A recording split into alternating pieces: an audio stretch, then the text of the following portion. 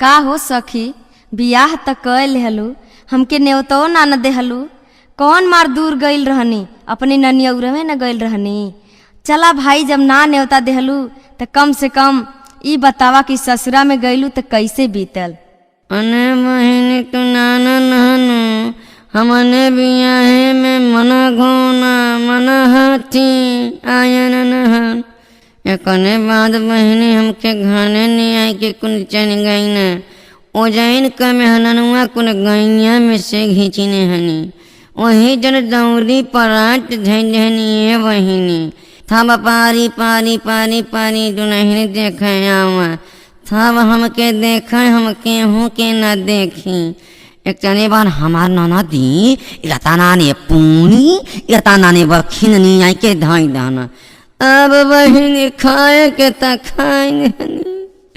इधर पेट गुने गुने गुने गुने गुने गुने गुने गुने गुने गुने गुने गुने कने नगर हम कनिए बहिनी हर नाइटनिंग नाना तकुन में नानू कहने की नहीं है भौजी नाइटनिंग चना हर खेते बानी में जाए के होना। अब बतावा बहिनी की भाई दोनी में से ऊँचा डेरी न तुमने खेते कुल गई तबाने ननदी करते कि भौजी पुनिया बखिनिया नेबू हम कनिया रे बहिनी उहे जवन देहन हुए बहन उहे न पचन अब न खाए बहिनी कैसो अब नात बहन दोहा तनी थौराते के हो अपने आदमियाते हो नाम नाना ने के इतना बता देते हैं कि गांधी स्टूडियो न खोलने है मंदहिया पर वही जन रहा न दिन भर रिकॉर्डिंग कनी नहीं किन बनाई आवाना 10 9 9 11 बजे राति के आवे के तयन बहिनी आए के दुआरी पर तो पता पर ठारा हुई गन हमारी मोटू को तो तोड़ता तो हमारे लाज लगा तो ना कुछ बोना था तो हम ही बोनी रहनी कि खाना उना बनी कर देखना मन खाना खाई नो तब बोना बोना तो बा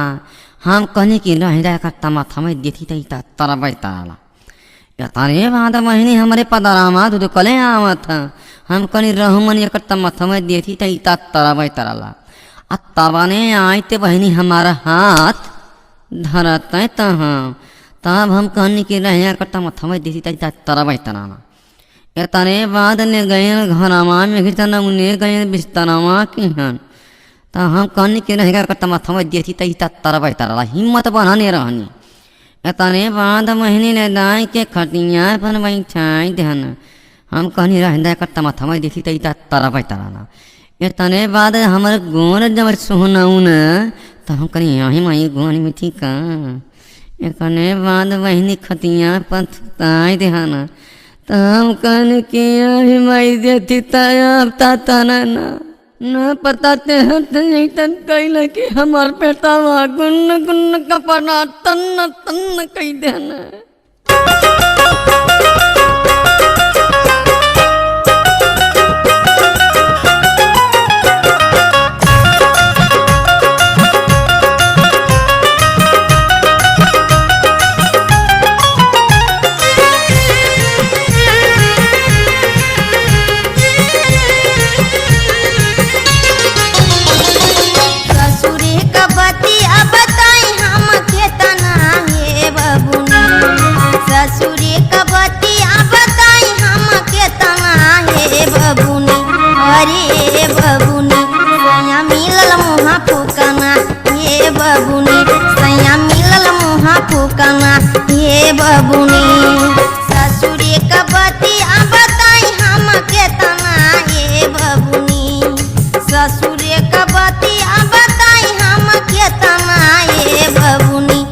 अरे बबुनी सैया मिलल मुँह फूकना ये बबुनी सैया मिलल मुँह फूकना ये बबुनी कहो बने करे छोटा लड़का कहो में वो अरे बहनी मत पूछा वही बंदौनिया में हटिया गाय के सुतन नहनी काजन कहावा से वहाँ पढ़ावा आई गंज कर पगड़ी फोटो ढाई के मंगन सवा हमार चबाई घन एकर गोसाया मर जाओ। पहले कुछ ना बोलल खाली था के ठुक ठुक देख के मोर जीव करे लागल हुकुर पुकुर। पहिले कुछ ना बोलल खाली था के टुकुर टुकुर। देखी के मोर जीव करे लागल हुकुर पुकुर। धीरे धीरे पंजरे घुसकल आयल मोटी लगना ये बबुनी। धीरे धीरे पंजरे घुसकल आयल मोटी लगना ये बबुनी। अरे बबुनी सैया मिलल मुँह फूकना ये बबुनी।